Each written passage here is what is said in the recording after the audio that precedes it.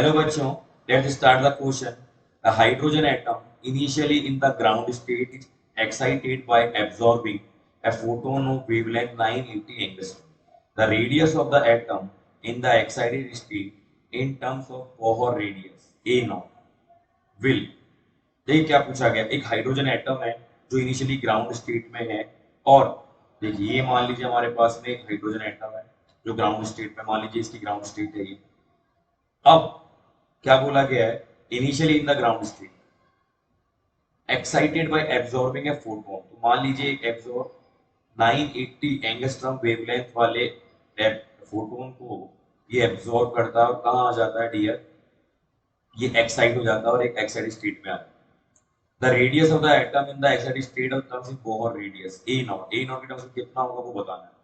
ठीक है, तो जिस ऑर्बिट में आ रहा है, मान लीजिए nth ऑर्बिट में आ रहा है, तो इसकी रेडियस जो है वो ए नॉट की टर्म्स में कितना होगा वो पूछा गया और दिया क्या गया है, S C equals to 12500 electron volt angstrom, ये दिया गया है।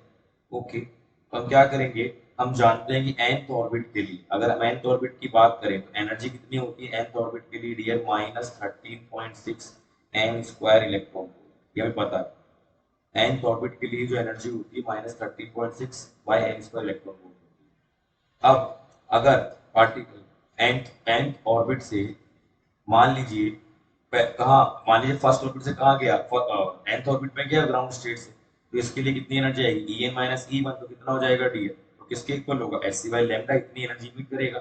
Okay, so now first of En के लिए कितना होगा, -13.6 एल स्क्वायर माइनस, और फर्स्ट ऑर्बिट की अगर हम बात करें तो -13.61 स्क्वायर, और एस सी का वैल्यू कितना दिया गया है, 12,500 इलेक्ट्रॉन वोल्ट में दिया गया है डियर, और लैम्डा कितना है, 980 दिया गया है। ओके, सो इसको सॉल्व करें तो -13.6 अगर कॉमन लिया जाए तो 1/n स्क्वायर, ठीक है, यहाँ क्या रह जाएगा, -1/1 स्क्वायर, ठीक है, तो यहाँ आ जाएगा 12500,980। Okay, so finally from here 12500/980 into 1/-13.6 is equals to 1/n square minus 1.